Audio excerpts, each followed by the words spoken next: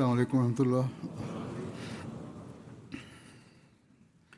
أشهد أن لا إله إلا الله وحده لا شريك له وأشهد أن محمدا عبده ورسوله أما بعد فأعوذ بالله من الشيطان الرجيم بسم الله الرحمن الرحيم الحمد لله رب العالمين الرحمن الرحيم مالك يوم الدين إياك نعبد وإياك نستعين اهدنا الصراط المستقيم صراط الذين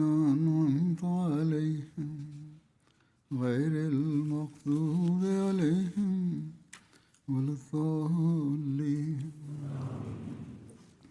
الذين ينفقون أموالهم بالليل والنهار سرا وعلانية ولهم أجرهم عند ربهم ولا خوف عليهم ولا هم يحزنون وفي أموالهم حق للسائل والمحروم. पहली आयत जो मैंने पढ़ी है सूरह बकरा की है. Le premier verset que j'ai cité est de la sourate Al-Baqarah. Sa traduction est comme suit. Ceux qui dépensent leurs biens de nuit et de jour en secret et en public dans le chemin d'Allah auront leur récompense auprès de leur Seigneur. Et ils n'auront aucune crainte et ne seront pas affligés non plus. Le deuxième verset est de la sourate Adh-Dhariyat. Allah déclare que dans leurs biens, il y a un droit pour les mendiants et pour ceux qui ne pouvaient pas demander.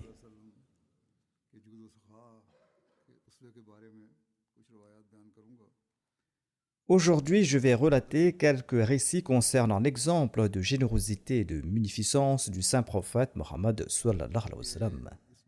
Ces récits révèlent comment il a, à maintes reprises, attiré l'attention des croyants à cet égard et quelle était de même sa propre pratique à cet égard.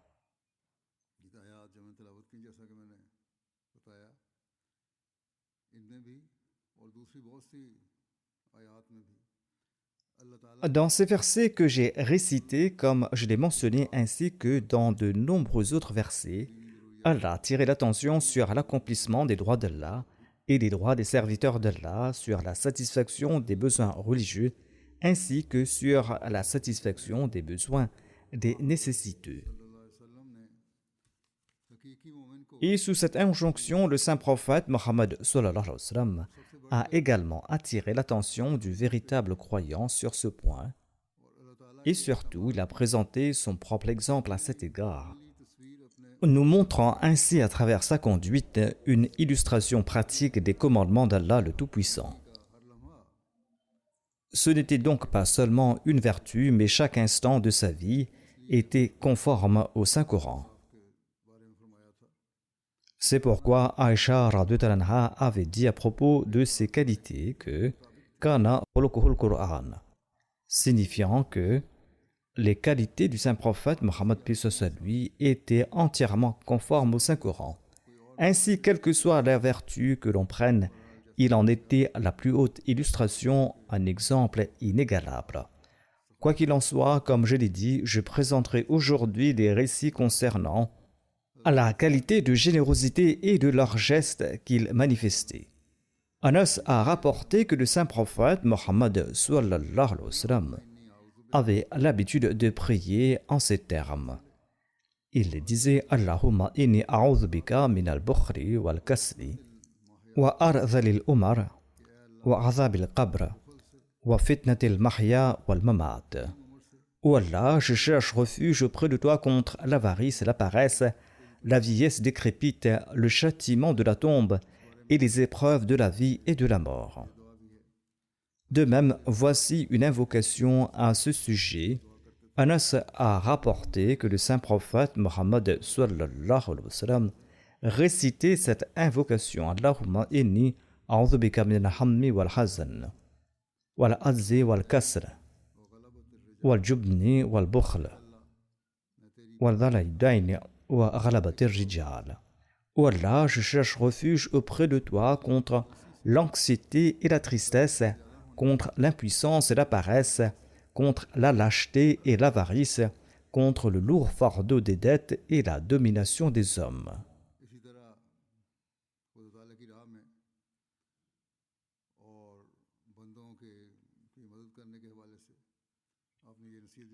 De même, concernant le chemin de Dieu et l'aide aux autres, il a également prodigué ce conseil aux croyants.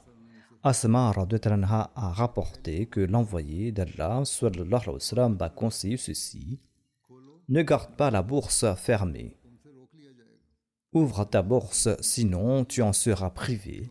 C'est-à-dire, ne ferme pas l'ouverture de ce qui contient ta richesse et dépense selon le besoin et aide les autres. Selon un autre récit, le saint prophète Mohammed sallallahu alayhi wa sallam a déclaré: ne sois pas à compter, sinon Allah, le Tout-Puissant, te donnera aussi en comptant. C'est-à-dire, si Allah t'a gratifié, alors tu dois accomplir ton devoir de gratitude. Et le devoir de gratitude est d'aider les autres. Et Allah t'accordera davantage en retour.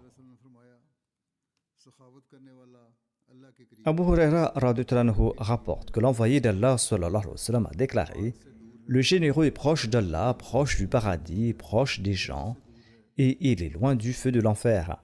Et l'avare est loin d'Allah, loin du paradis, loin des gens, et il est proche du feu.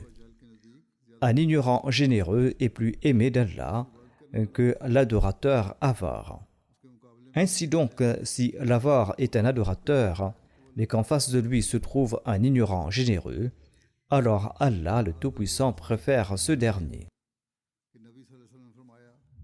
De même, Abu Bakr as-Siddiq radhiyallahu anhu a rapporté que le saint prophète, paix soit sur lui, a déclaré: n'entrera pas au paradis le trompeur, ni l'avare, ni celui qui rappelle constamment ses bienfaits. Voici 3 caractéristiques. Le trompeur, l'avare et celui qui rappelle constamment ses bienfaits n'entreront pas au paradis.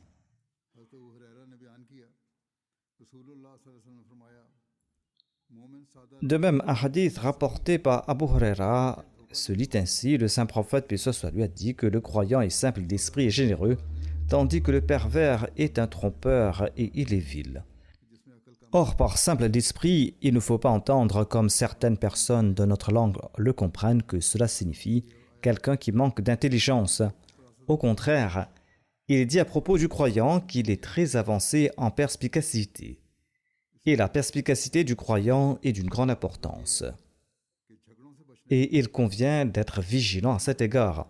Ici, cela signifie qu'il évite les querelles, qu'il est généreux, qu'il est ouvert d'esprit, qu'il est apprécié des gens et qu'il est respectable. C'est donc le signe du croyant et c'est pour nous un critère pour nous évaluer.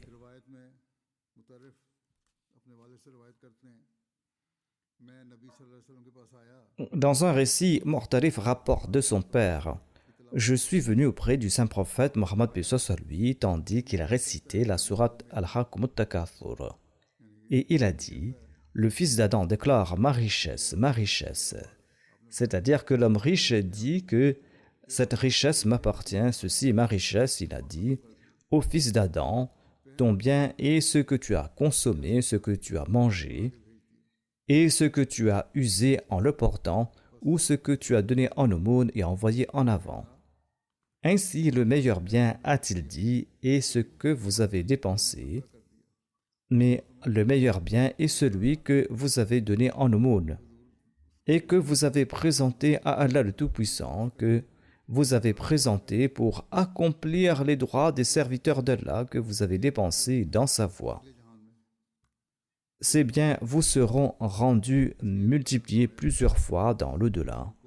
C'est pourquoi Allah le Très-Haut a déclaré qu'ils n'auront aucune crainte comme mentionné dans le verset précédent et qu'ils ne seront pas non plus attristés car les sacrifices qu'ils ont faits, la générosité dont ils ont fait preuve et les biens qu'ils ont dépensés pour autrui, tout cela leur sera rendu dans l'au-delà.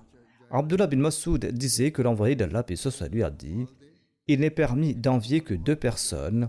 Premièrement, l'homme à qui Allah a donné des biens et à qui il a donné la force de dépenser cette richesse sans retenue, et celui à qui Allah a accordé la sagesse et qui prend des décisions en conséquence et qui agit et qui enseigne aussi aux autres. » Ensuite, lors d'une autre occasion, en conseillant, le saint prophète a dit ceci.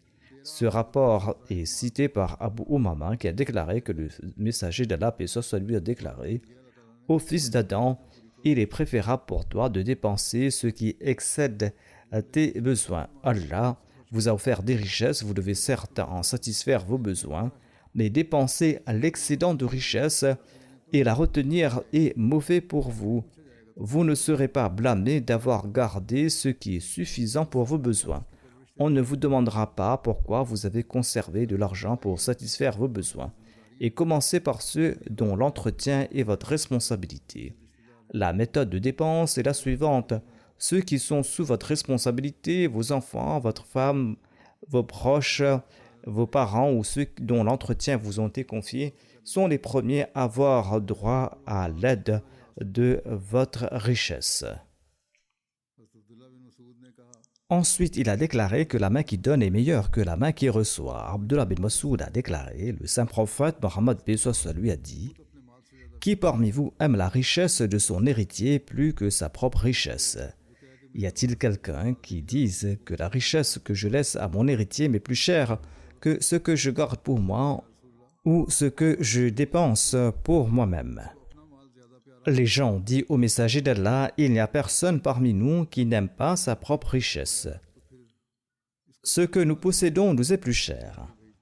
Le saint prophète a dit, alors sa richesse est ce qu'il a envoyé devant lui, et la richesse de son héritier est ce qu'il a laissé derrière lui. Ce que vous avez envoyé en avance, dépensé dans le chemin d'Allah, et l'aide que vous avez apportée aux pauvres, cela est le meilleur. Vous en serez récompensé dans l'au-delà, tout comme Allah l'a dit dans le Saint-Coran. Quelle était la pratique du saint prophète Mohammed sallallahu alayhi wa sallam concernant la dépense généreuse de ses biens et sa confiance en Allah le Tout-Puissant? À ce sujet, Abdullah bin Mas'ud rapporte que le saint prophète Mohammed sallallahu alayhi wa sallam vint trouver Bilal, qui avait un tas de dattes devant lui. Le saint prophète Mohammed lui demanda « Qu'est-ce que c'est Bilal ?» Bilal a répondu au messager d'Allah, je l'ai gardé pour vous et pour vos invités. Le saint prophète Mohammed lui a déclaré, ne crains-tu pas que la flamme ardente de l'enfer ne s'abatte sur ce trésor? Ensuite, il a conseillé Bilal, ô Bilal, dépense continuellement, et tant que Dieu, le maître du trône, est là, ne crains pas à la pauvreté ou la faim. Voici un autre exemple de sa propre conduite à ce sujet. Aïcha relate qu'elle fit abattre une chèvre. Elle en distribua la viande aux pauvres et en garda une partie pour manger à la maison. Le saint prophète Mohammed lui a demandé quelle quantité de viande reste-t-il. Aïcha a répondu il ne reste que la patte avant de la chèvre. En entendant cela, le saint prophète Mohammed lui a dit tout ce que tu as distribué a été sauvé, sauf cette patte avant, car elle n'a été d'aucune utilité pour quiconque. Tu l'as gardée pour notre repas. Dans l'au-delà, seul ce que tu auras dépensé te sera utile. Muawiyah, s'adressant aux gens, a déclaré que j'ai entendu le saint prophète Mohammed sallallahu alayhi wa sallam dire « Je ne suis qu'un distributeur, et c'est Allah qui donne. » La qualité de générosité et de bienfaisance était pleinement présente dans la personne bénie du saint prophète Mohammed lui, même avant sa mission prophétique, et ce fut attesté, comme nous le lisons, par son épouse pure Khadija radhiyallahu anha. Elle en apportait témoignage lors de la première révélation reçue par le saint prophète, paix soit lui, quand il est entré chez lui tout effrayé. Khadija lui a dit « N'ayez pas peur, car Dieu ne va pas vous déshonorer. Vous maintenez les liens de parenté, vous portez le fardeau des faibles, vous accomplissez les bonnes œuvres qui ont disparu, et vous faites preuve d'hospitalité et vous aidez ceux qui sont dans de véritables épreuves. » Ensuite, Abu Saïd al-Khudri rapporte que le saint prophète, Mohammed lui, a déclaré « Deux habitudes ne peuvent coexister chez un croyant, l'avarice et le mauvais caractère. C'est-à-dire que le croyant ne sera jamais avare, ni ne possédera-t-il de mauvaises mœurs. C'est aussi un critère pour s'évaluer soi-même. » Ensuite, tout en conseillant d'éviter l'avarice, le saint prophète Mohammed a expliqué ceci. Jabir bin Abdullah rapporte que le saint prophète Mohammed lui a déclaré « Évitez l'injustice, car l'injustice sera des ténèbres le jour de la résurrection, et évitez l'avarice et la cupidité, car l'avarice a certainement détruit ceux qui vous ont précédés. Cette avarice les a incités, alors ils ont versé le sang, ils ont rendu licites les choses illicites. » Abu Huraira rapporte que le saint prophète Mohammed lui a dit « Dans le cœur d'une personne, la poussière du chemin d'Allah et la fumée de l'enfer ne peuvent jamais coexister. De même, la cupidité, l'avarice et la foi ne peuvent jamais coexister dans le cœur d'une personne. » Comme cela a été mentionné auparavant dans un récit, il est dit que l'avide, le cupide et l'avare ne peut jamais être un croyant. Ce sont donc les critères. Si l'on veut devenir un croyant, il faut se prémunir contre la cupidité, l'avidité et l'avarice. Abu Huraira rapporte que l'envoyé d'Allah sallallahu alayhi wa sallam a dit « Il n'y a pas un jour où deux anges ne descendent pas lorsque les gens se lèvent le matin. L'un d'eux dit « Ô Allah, accorde une compensation à celui qui dépense. » Et l'autre dit « Ô Allah, que le bien de l'avare parte à la ruine. » C'est-à-dire donne davantage à celui qui dépense en retour et détruit le bien de celui qui est avare et radin. Même dans ce monde, cette richesse n'est pas bénie. C'est ce que nous constatons et beaucoup de gens l'expriment. Et dans l'au-delà, cette richesse ne lui sera d'aucune utilité. Allah le Tout-Puissant a déclaré en un lieu qu'il récompense ceux qui dépensent dans sa voie par amour pour lui. Anas bin Malik rapporte que le saint prophète Mohammed lui était le plus beau des hommes et le plus généreux et le plus courageux. Ainsi, un récit rapporte que Anas bin Malik a rapporté que le saint prophète Mohammed a déclaré « Ne vous dirai-je pas qui est le plus généreux de tous les généreux ?» Ensuite, il a déclaré « Allah est le plus généreux de tous les généreux, et je suis le plus généreux parmi les fils d'Adam, a dit le saint prophète Mohammed sallallahu alayhi wa sallam. Parmi les hommes du monde, je suis le plus généreux. De même, il est rapporté d'après Ibn Abbas que le saint prophète Mohammed sallallahu alayhi wa sallam était le plus généreux des hommes en matière de bienfaisance et qu'il était encore plus généreux durant le mois béni de Ramadan.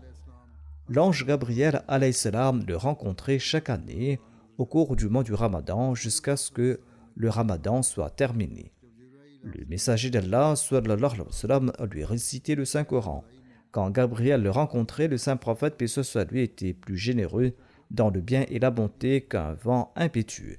Il dépensait comme si le vent et la tempête s'étaient déchaînés. Ce même point a été expliqué par le Muslim Maud de la manière suivante. Quand le saint prophète faisait preuve de générosité, c'était à l'extrême, à tel point que les compagnons racontent qu'il était particulièrement généreux pendant le Ramadan comme un vent violent. Il agissait en même temps selon le principe la tubadhiru tabdhira, c'est-à-dire ne gaspillez pas inutilement, et il ne gaspillait pas sa générosité inutilement et ne l'utilisait pas de manière inappropriée. Il y avait de la générosité certes, mais c'était aussi un commandement d'Allah que de ne pas être extravagant et de ne pas gaspiller sans raison. Dieu a interdit le gaspillage. La générosité de Hatim Taï existait, mais elle était mal placée. Hatim Taï était réputé pour sa grande générosité, mais celle-ci n'était pas adaptée à l'occasion ou au contexte. Elle était sans discernement. Car c'était une générosité du même type que celle faite pour la Fatiha de grand-père chez le confiseur, comme le dit le proverbe. Il ne possédait pas de biens qui lui appartenaient. Quel droit avait-il de distribuer les biens de son père? On dit de Hatim Taï que la générosité était dans sa nature depuis l'enfance et finalement, son père a vu qu'il gaspillait ses biens et il a envoyé dehors pour surveiller les chameaux. Un jour, Hatim Taï a vu que 3 grands hommes étaient venus. C'était le grand poète. Il a aperçu ces voyageurs et pour leur hospitalité, il égorgea 3 chameaux pour ces 3 voyageurs. Et ces voyageurs dirent « Nous sommes 3 hommes, un seul chameau suffit ». Hatim Taï a répondu « Non, si je n'égorge qu'un seul, les 2 autres seraient de trop ». C'était la fortune de son père, il a abattu les 3 chameaux pour eux sans contrepartie. Ce qui restait a pu être conservé, le reste a été gaspillé ou donné à quelqu'un. De toute manière, tout était gaspillé. Le père était également très peiné de voir sa fortune ainsi dilapidée. Cependant, les biens qui parvenaient au saint prophète, paix sur lui, étaient sa propre fortune, et il les dépensait conformément aux directives coraniques et en fonction de la situation et des circonstances. Ici sont clarifiés les hadiths où il a enjoint de dépenser sans compter. Cela signifie qu'il faut dépenser en fonction de la situation et qu'il ne doit pas y avoir ensuite aucune hésitation. Il ne s'agit pas, par exemple, que 3 hommes soient arrivés dans une contrée sauvage et qu'on abat 3 chameaux dont la viande sera ensuite gaspillée parce qu'il n'y a personne d'autre pour consommer cette viande là-bas. Sûrement, on n'aurait rien trouvé d'autre dans cette contrée abandonnée. Si quelqu'un avait été trouvé, eh bien, cela n'aura été que de quelques personnes et beaucoup de viande a dû être gaspillée. Cela n'a servi à rien. Il faut donc dépenser en fonction des circonstances. Si vous dépensez dans la voie d'Allah et que vous dépensez de manière appropriée, alors soyez sans souci car Allah a promis, comme il a expliqué dans ce verset, que ces gens-là n'auront aucune crainte ni aucune tristesse.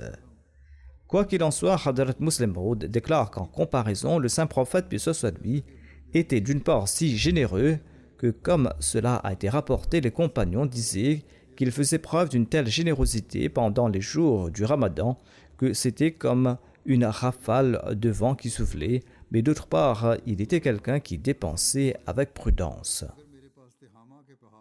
Abdullah bin Umar rapporte que le saint prophète paix sur lui a dit que si j'avais autant d'or que les montagnes de Tehama, c'est-à-dire la chaîne de montagnes côtières de l'Arabie, je vous l'aurais tout distribué et vous ne me trouveriez ni menteur ni avare. Un récit rapporte qu'Abu Dharr a déclaré que, alors que je marchais avec le saint prophète Mohammed paix sur lui dans la plaine de Médine, le mont Uhud apparut soudainement devant nous. Et le saint prophète Mohammed paix sur lui a déclaré, ô Abu Dharr, je répondis, me voici au messager d'Allah. Et le saint prophète a déclaré, il ne me plairait pas d'avoir autant d'or que le mont Uhud et que la 3e nuit je me trouve encore avec un seul dinar de cet or en ma possession, sauf ce que j'aurais réservé pour rembourser une dette. Au contraire, je l'aurais certainement dépensé parmi les serviteurs d'Allah de cette façon et de cette façon et de cette façon, c'est-à-dire en faisant des gestes vers sa droite, vers sa gauche, derrière lui et devant lui. Il s'avança et ajouta, « Ceux qui sont très riches seront les indigents le jour de la résurrection. Ceux qui sont riches et qui accumulent de l'argent sans les dépenser sur les nécessiteux et les pauvres seront les indigents le jour du jugement, mais pas ceux qui dépensent ainsi et ainsi et ainsi. Celui qui dépense ne sera pas indigent le jour du jugement, c'est-à-dire il indiquait vers sa droite, vers sa gauche et derrière lui. Et ils sont très peu nombreux. Le saint prophète a dit qu'ils sont très peu ces personnes qui dépensent ainsi dans la voie d'Allah. Les riches, c'est-à-dire les riches parmi les croyants, ne sont pas avares. Au contraire, le croyant aisé dépense sans crainte dans la voie d'Allah et Allah ne cesse de le combler encore davantage. Anas rapporte qu'un homme demanda à l'envoyé d'Allah toutes les chèvres qui se trouvaient entre 2 montagnes et le saint prophète les lui donna. Puis il vint auprès de son peuple et dit: Ô mon peuple, embrassez l'islam. Par Allah, Mohammed donne tellement qu'il n'y a plus aucune crainte de la pauvreté. Anas radhiyallahu anhu a dit que parfois un homme acceptait l'islam uniquement pour ce monde, mais dès qu'il acceptait l'islam, l'islam lui devenait plus cher que le monde et tout ce que le monde contenait. Anas bin Malik radhiyallahu anhu a déclaré que le saint prophète Mohammed sallallahu alayhi wa sallam ne gardait rien pour le lendemain. Utbah bin Harith a rapporté que l'envoyé d'Allah sallallahu alayhi wa sallam nous a dirigé la prière de l'Asr. Ensuite, il est rapidement rentré chez lui et il est ressorti peu après.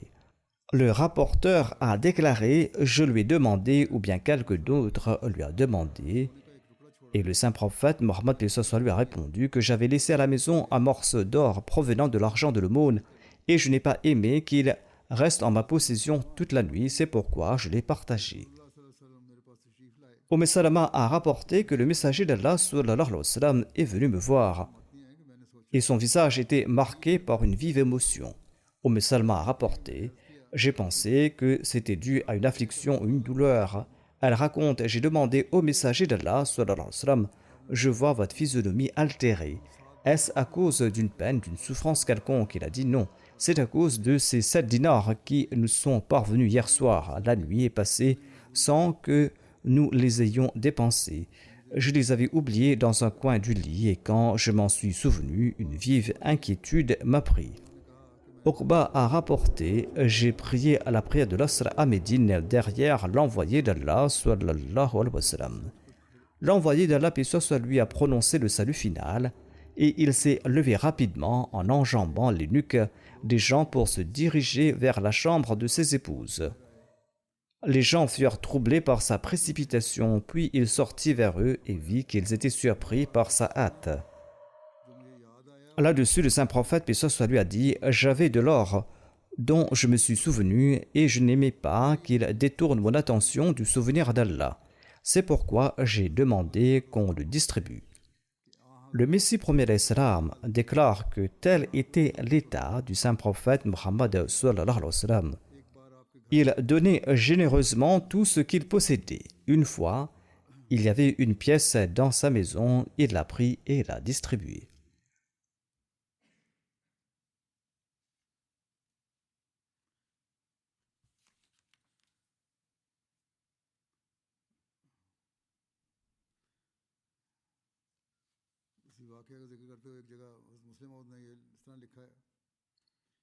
Faisant mention de ce même événement, le Muslim Maud a écrit en un endroit ceci: une fois, de l'argent pour les aumônes est arrivé et en le distribuant, un dinar est tombé dans un coin et le saint prophète, paix soit lui, a oublié de le ramasser. Après la prière, quand il s'en est souvenu, il est rapidement retourné chez lui en enjambant les gens. Les compagnons ont demandé au messager d'Allah: que se passe-t-il? Il a répondu qu'il lui restait un dinar à distribuer et qu'il souhaitait le distribuer dès que possible.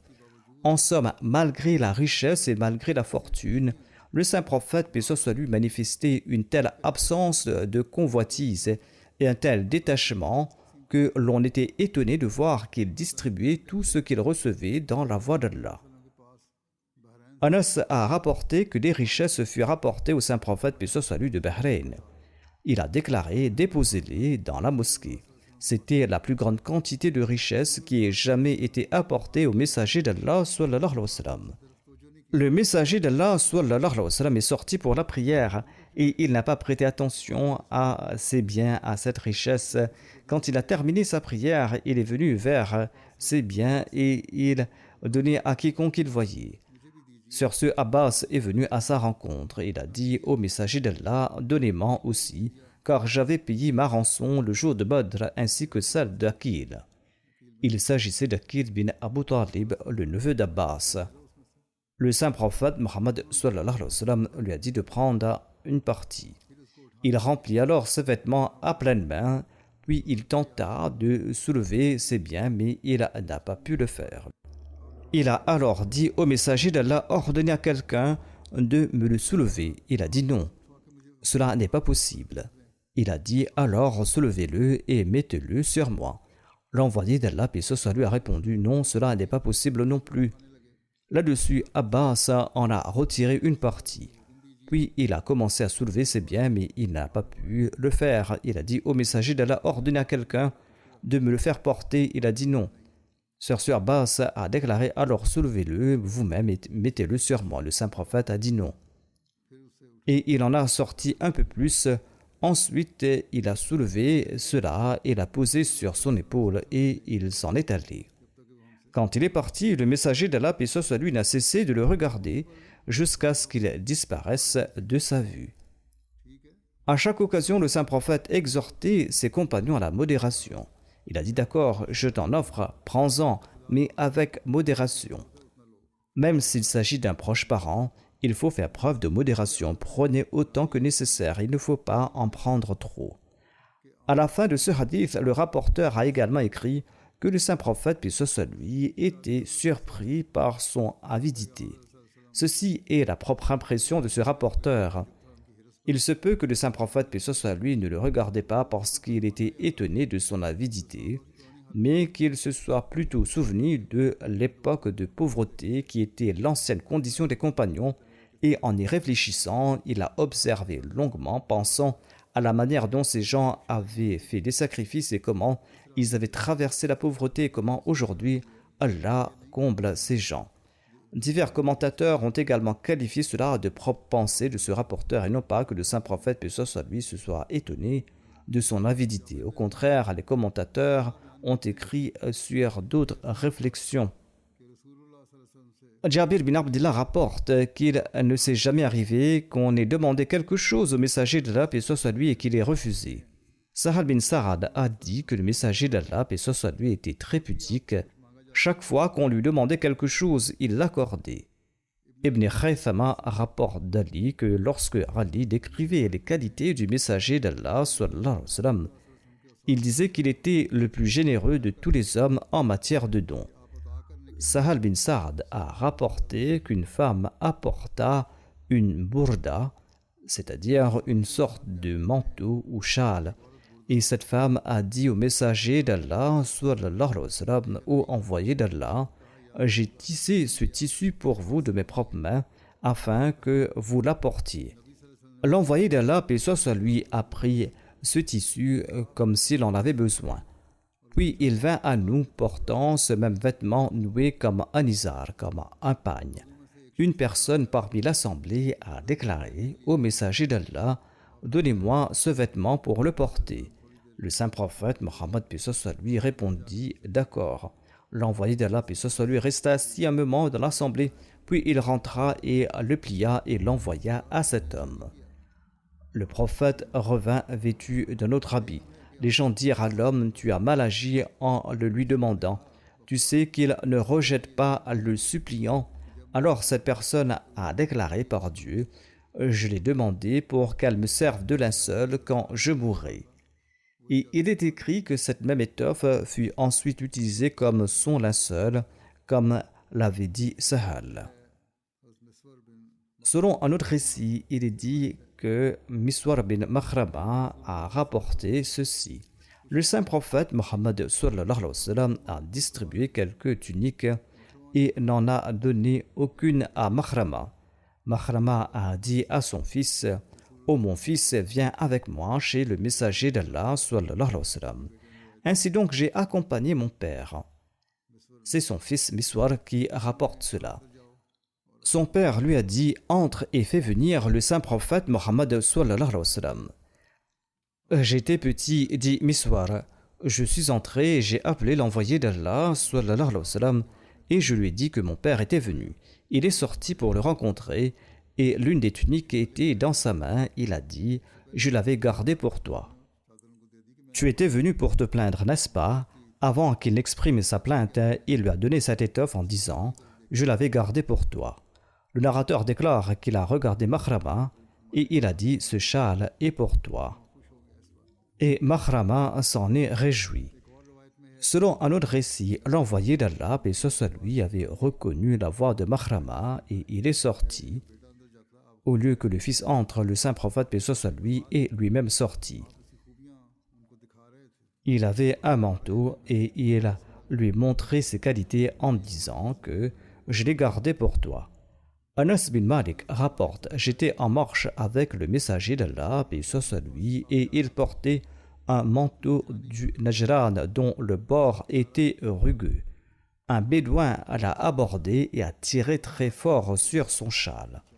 Et j'ai vu un côté du cou du messager d'Allah, paix soit lui, et le bord de ce manteau y avait laissé une marque due à la violence de son geste. Ensuite, ce bédouin a déclaré: ô Mohammed, ordonne qu'on me donne aussi une part des biens d'Allah dont vous disposez. Le messager d'Allah sallallahu alayhi wa sallam se tourna vers lui, rit, puis ordonna qu'on lui donne quelque chose. Voici comment ces détails ont été rapportés en un endroit. Abu Huraira rapporte que le saint prophète, paix soit lui, s'asseyait avec nous en assemblée et nous parlait. Lorsqu'il se levait, nous nous levions également, jusqu'à ce qu'il rentre chez lui dans la demeure d'une de ses épouses.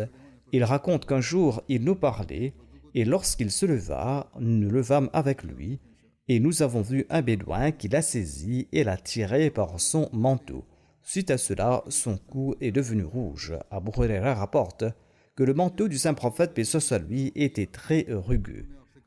Ensuite, lorsque le saint prophète, paix soit lui, s'est tourné vers ce bédouin, le bédouin lui a dit: chargez de biens sur mes 2 chameaux, car vous ne donnez pas de votre propre fortune, ni de celle de votre père. Il a parlé avec beaucoup d'impolitesse. Le rapporteur a dit qu'à cela, le saint prophète a dit: non, je demande pardon à Allah, non, je demande pardon à Allah, non, je demande pardon à Allah. Il a également fait l'istighfar et il a dit non. Il a dit: je ne te donnerai pas tant que tu ne remplis pas cette condition. Il ne s'agit pas d'un refus de donner, la condition était que je ne vais pas t'en offrir tant que tu ne m'aurais pas rendu l'appareil pour ton geste. Rends-moi l'appareil pour avoir tiré mon vêtement et m'avoir blessé le cou. Le bédouin disait à chaque fois: par Dieu, je n'offrirai pas de compensation pour cela. Il a dit: non, je n'offrirai pas de compensation parce que vous ne rendez pas le mal pour le mal. Le bédouin astucieux a eu recours à cette ruse. Vous ne rendez pas le mal pour le mal, a-t-il dit. Il n'est donc pas question que vous preniez votre revanche. J'ai moi fait le mal, mais vous ne le ferez pas. À ces mots, le saint prophète, paix soit lui, a ri. Ensuite, le saint prophète Mohammed, paix soit lui, a demandé à Omar de charger l'un de ses 2 chameaux d'orge et l'autre de dattes, de remplir les 2. Non seulement il lui accorda des richesses, mais il lui pardonna aussi ses excès. Jabir bin Abdillah rapporte que le saint prophète Mohammed sallallahu alayhi wa sallam a déclaré que si les richesses du Bahreïn nous parviennent, je te donnerai de telle et de telle et de telle manière. Et le saint prophète Mohammed, paix soit lui, a dit cela en joignant ses mains. Mais le saint prophète Mohammed, paix soit lui, est décédé avant l'arrivée des biens du Bahreïn. Ensuite, ces biens sont parvenus à l'époque d'Abu Bakr as-Siddiq radhiyallahu anhu.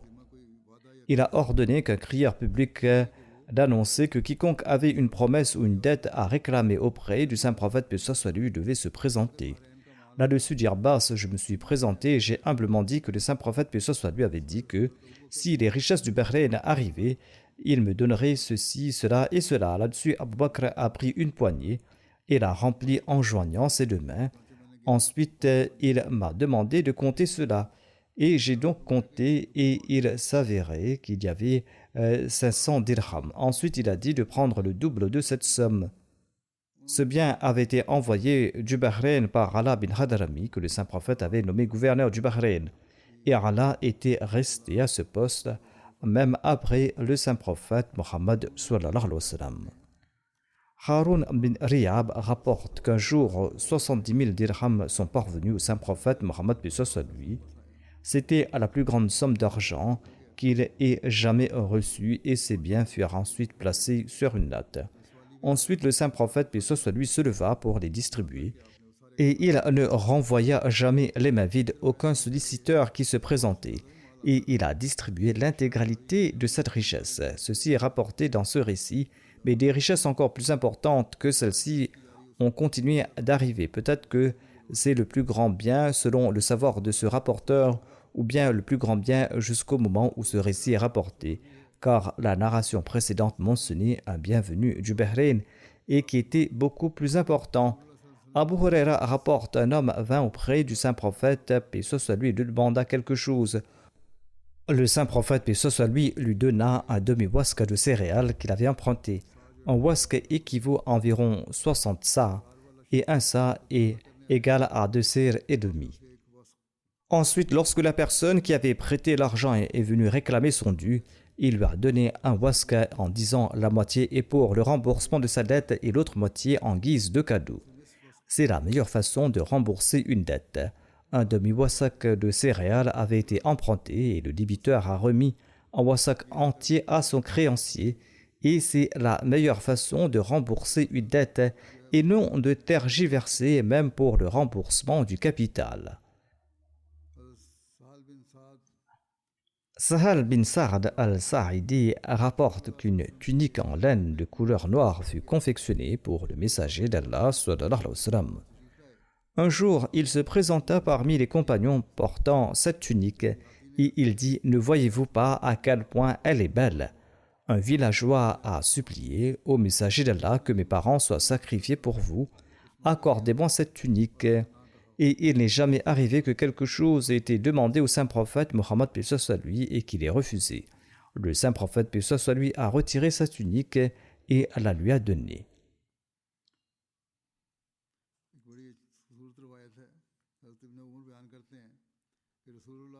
Il existe une très belle narration où Ibn Omar rapporte que le saint prophète paix soit lui a acheté une chemise pour 4 dirhams à un vendeur de tissus. L'envoyé d'Allah paix soit lui est sorti vêtu de cette chemise.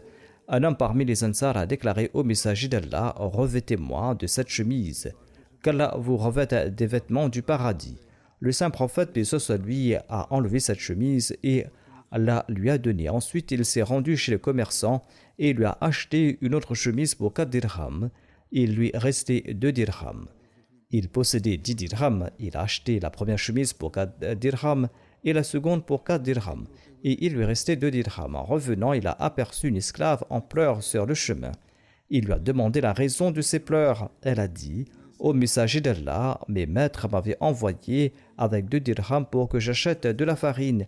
Mais ils sont tombés et je les ai perdus. » Le saint prophète, paix soit lui donna les 2 dirhams restants. Elle se retourna et se remit à pleurer, et le saint prophète lui a demandé pourquoi elle pleurait alors qu'elle avait maintenant 2 dirhams pour acheter de la farine. Elle a déclaré « J'ai peur qu'il ne me frappe maintenant, étant donné que je suis en retard, et qu'il ne se demande où j'étais. » Le saint prophète l'a accompagné vers ses maîtres, il les a salués. Ils ont reconnu la voix du saint prophète, paix soit lui, mais au lieu de répondre, ils ont gardé le silence. Il a salué de nouveau et il restait toujours silencieux.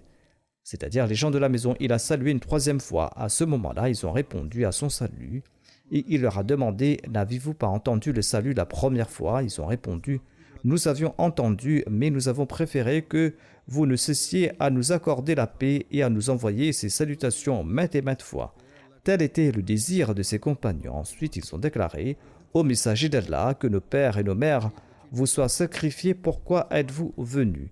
Il a répondu « Cet enfant avait peur que vous ne la battiez. » Le maître de cet esclave a déclaré « En raison de votre venue avec elle, j'ai affranchi cet esclave pour l'amour d'Allah. » Le saint prophète, paix soit lui, leur annonça de bonnes nouvelles et le paradis. Ensuite, il a déclaré « Allah a placé une grande bénédiction dans ces 10 dirhams, au point qu'Allah a vêtu son prophète d'une chemise, a vêtu également un ansar d'une chemise et a libéré une esclave grâce à cela. »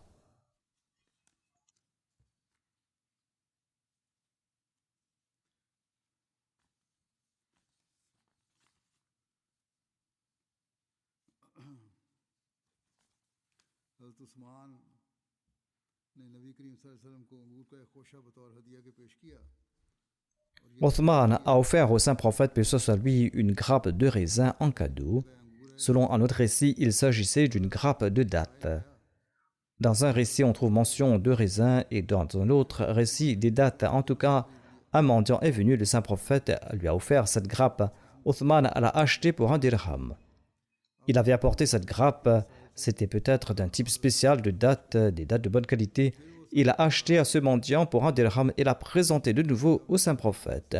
Ensuite, ce mendiant est revenu et le saint prophète lui a donné de nouveau cette grappe et cette affaire s'est déroulée à 3 reprises.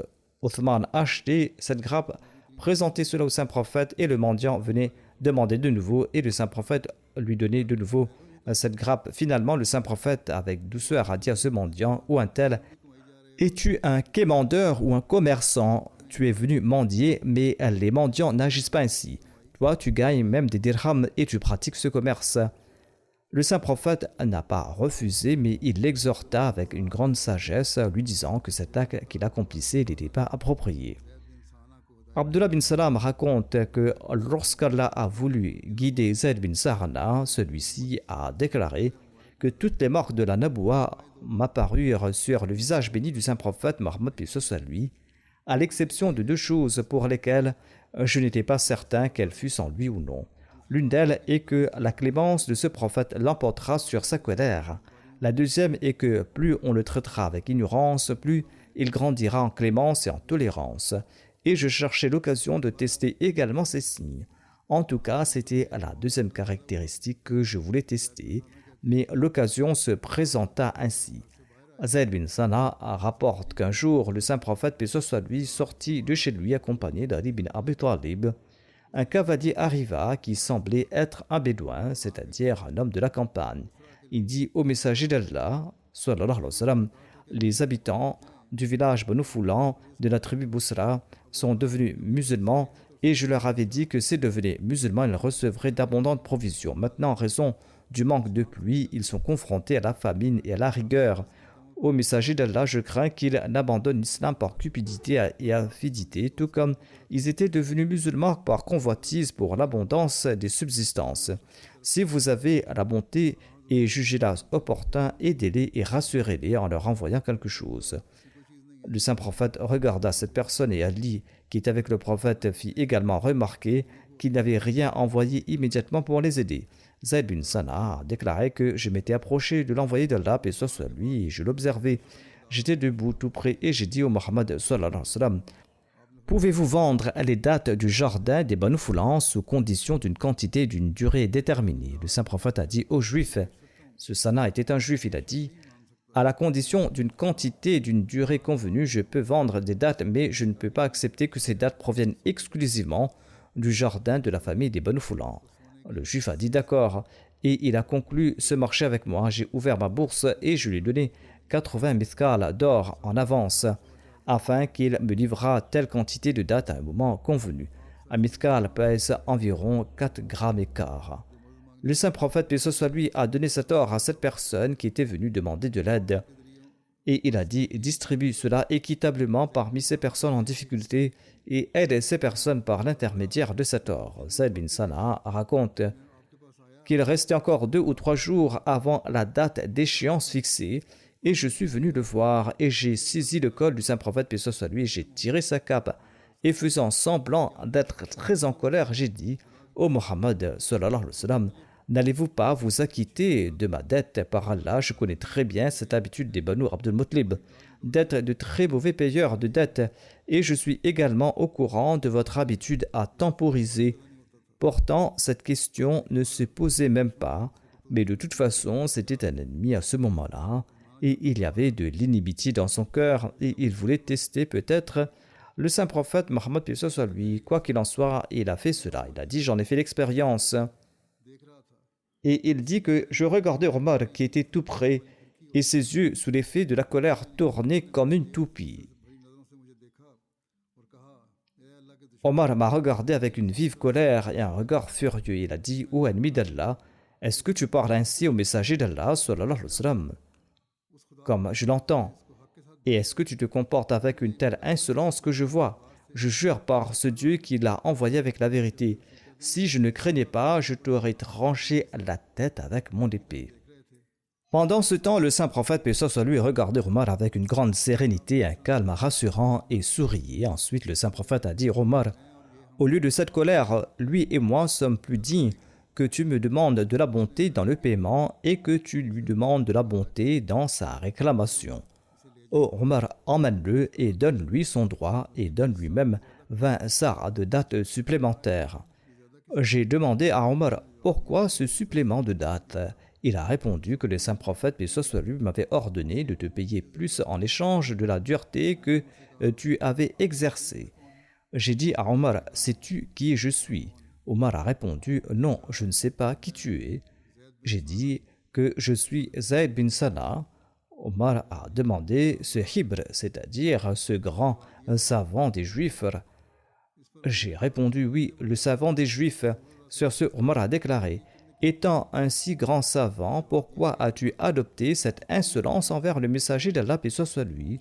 J'ai répondu, Omar, j'ai vu dans l'envoyé d'Allah toutes les marques de la nubuwa qui existaient à l'exception de 2 signes que je n'ai pas pu vérifier. L'un est de savoir si la mansuétude de ce prophète l'emporte sur sa colère. L'autre est que plus on le traite avec dureté et ignorance, plus il réagit avec douceur et patience.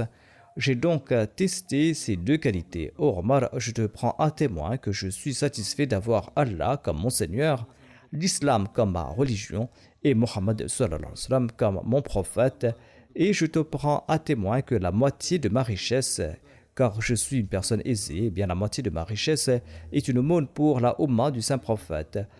Sur ce, Omar a dit, dis plutôt, cela est pour une partie de la communauté du saint prophète Mohammed, car l'ensemble de la communauté est innombrable. Comment ces biens pourraient-ils suffire pour eux tous? Sur ce, j'ai répondu, d'accord. Cette aumône est pour certains d'entre eux. Ensuite, Zayd est venu voir le saint prophète et a déclaré, je témoigne qu'il n'y a pas d'autre Dieu à part Allah et que Mohammed est son serviteur et son messager. Je crois en cela. Zayd a donc reconnu le saint prophète, paix soit lui, et lui a prêté allégeance, et il a participé à plusieurs de ses batailles à ses côtés, et il est décédé en chemin au retour de l'expédition de Tabouk. Il était donc un érudit juif de bonne nature qui a embrassé l'islam après avoir vu le saint prophète Mohammed, paix soit lui, après avoir constaté tous ces signes. Voilà son noble caractère. Non seulement il a sauvé une nation de la faim en contractant un prêt, mais par l'excellence de son caractère, il a également converti un érudit juif à l'islam.